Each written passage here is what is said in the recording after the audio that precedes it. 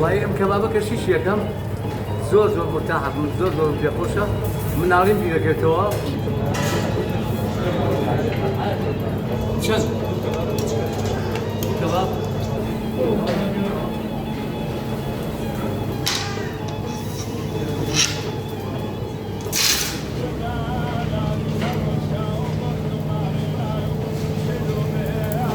من هواي وسامت حتي كباب شيم خلقي شاري سليماني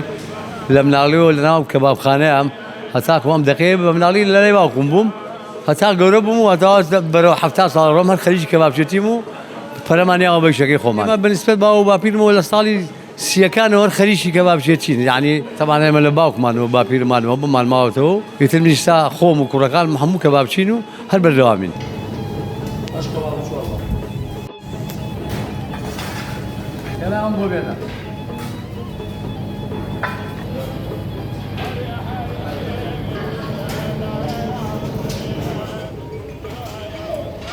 طبعا كبابي جاران حيوان همي لو درس على ورا جوجا اخوان تامو لذتي شي خوي هبو تايبد بو تامو لذتك يساوي هنا لخانه هنا على كندانه بس نو ام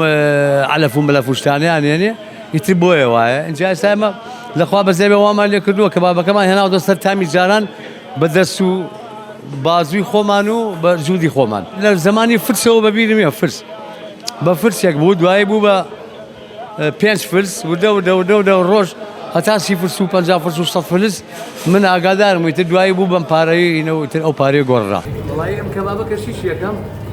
زور زور مرتاحة من زور زور بيخوشة من عارين بيركتوا جنجتي كلا لا يباوكم بوم أولي لا ينبو طبعا زور زور بوصالي وكباب شيشة كردو في كباب شتيب. والله حمو يادقاري كان خوشة يادقاري زورة يادقاري كم أويا باني شان الزوهات موكاتل لقل باوكم أبوم لا باوكم بوم باوكم هيني هبو قاشيشي بانيا بس الشار هو الرسم مكانها هي يقاي رشي زلي قوري كريبو لا مزقوجي قورو الرايق وشاب وستر هنا برو كان سكان كباب خانة كمان برامر مالي شغلتي في حفيد بخوافيكا يترى أوقاي هنا اللي بدو كان باش خلي شيء لقد وياي بعرض سري بري أو رجع أو جاي ما كان كل ساعات يقلي بينه أو يتقارش خوش هلا ضل معي ثالثة.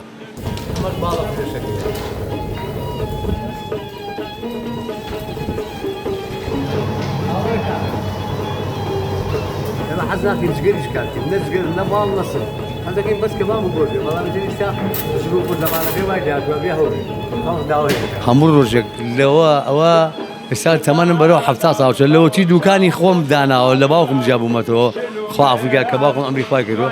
هتاكو إسا هر خوم بيانيان زويم دكانم كروتو أول بشن صالة هتاكو إسا يك شاغر بيانين هاو دكان بوكاتو هر خوم دكانم كروتو نكرم نشاغرم نكس هتا إسا خوم دكانك مو والله من زور زور خوشم بشنازية كم بيشكم هو يشكم مكو هوايتي لياتو شون هاي شيء خلقك حزين لتير لتوريا كمنيش هوايتك من الساحل كباب شتيو زوري حزلية كم